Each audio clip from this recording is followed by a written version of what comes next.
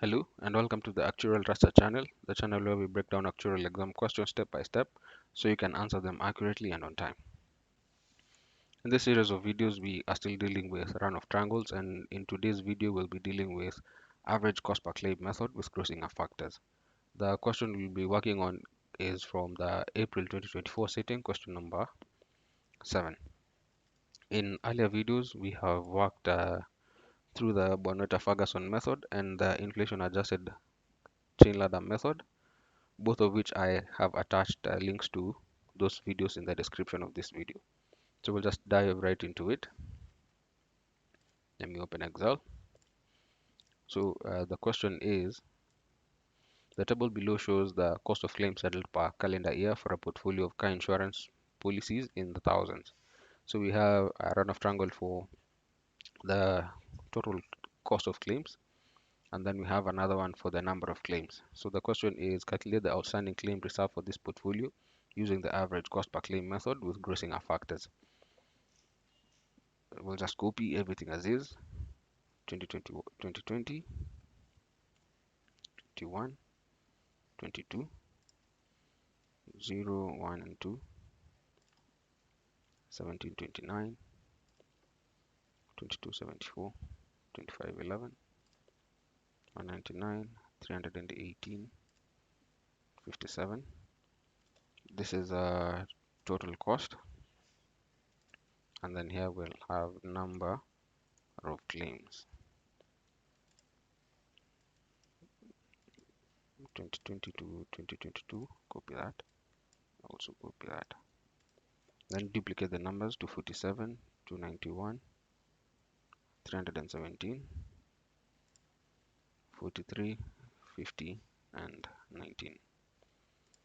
Perfect. So as you can see, these values here are not cumulative values, they're incremental values. So I'll just indicate that these are incremental values. You have to be careful to notice if the values are incremental or cumulative, since when we are dealing with this method, the average cost per claim method, we only work with cumulative values and not incremental values.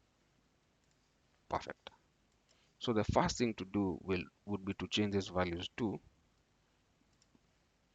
cumulative values. There's total cost, cumulative,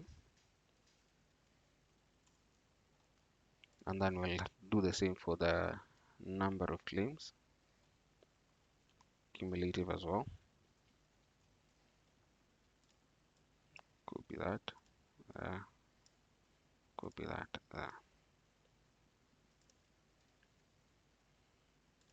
The values in development year 0 will always remain the same, nothing changes.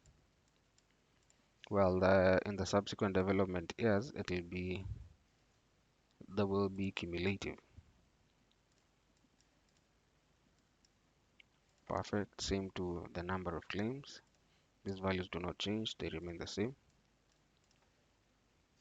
You have 247 plus 43.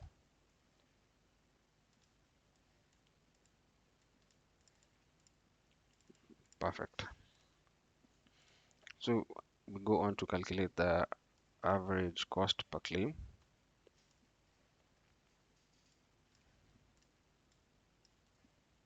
Sorry, copy. Let me just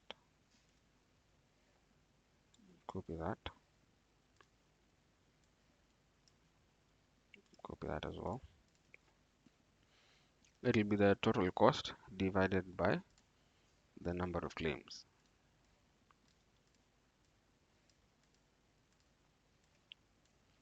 Good.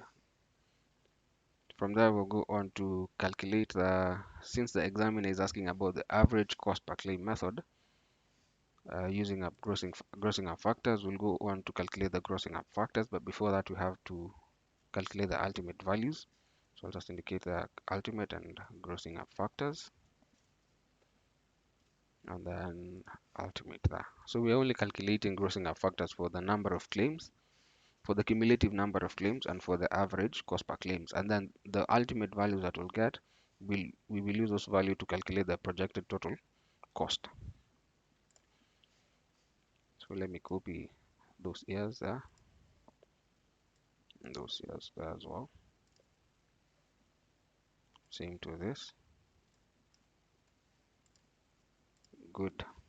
So the ultimate value, we'll start with the number of claims and then go on to the cost per claim. The ultimate value here will be the value at development year 2 for 2020. And then the grossing up factor here will be this value 247 divided by the ultimate value that we had gotten. I'll just add the dollar sign so that I'm able to drag and make my work easier. And then the grossing up factor for 2021 development year 1 will just be equal to that value, or average of that value, which again is equal to that value. From there we get the ultimate value, which is 341 divided by the grossing up factor. And then here we'll calculate the grossing up factor, which will be 291 divided by 363. Then we go on to calculate the grossing up factor here, which is the average of those two values. And then here we'll calculate the ultimate value, which is 317 divided by 0.8. We'll repeat the same process for the average cost per claim. 7 divided by the ultimate value, add dollar sign so that I'm able to drag. Here is average of that one value, or you could just copy it as is. 7.6 divided by 1.03, correct. And then here we'll get 7.81 divided by 7.34, correct. And then here we'll have average of these two values. And then we'll go on to calculate the ultimate, which is 7.9 divided by 1.07. Correct. So as I had mentioned earlier, with those ultimate values, we are able to get the projected total cost, which is just the sum product of the number of claims and the cost per claim. But from this total cost, we already know that this 2511, 2592, and 1958 are the costs that have already been paid by the insurer. So we'll just indicate the paid costs, which is a summation of those three values, 1, 2, and summation of those three values, correct. So the reserve that the insurer should hold is equals to that less.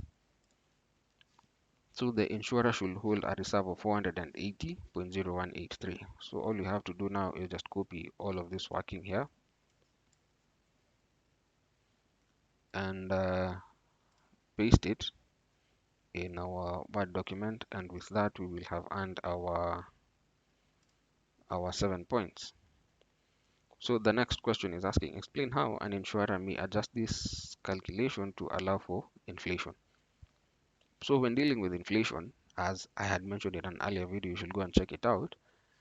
There are two types of inflation. There is the past inflation and the future inflation. So what the insurer should do is bring the past values to the current year values by adjusting it with past inflation, and then adjust those values with future inflation. So we'll just write the answer here. The insurer should bring the past values to the current year values using past inflation, then adjust these amounts with future inflation. And with that, we are able to get our other 3 points, and so in total we have a total, all in all, you have a total of 10 points. This is the Actuarial Raster channel. Subscribe and join me as we tackle more actuarial questions together. See you in the next video.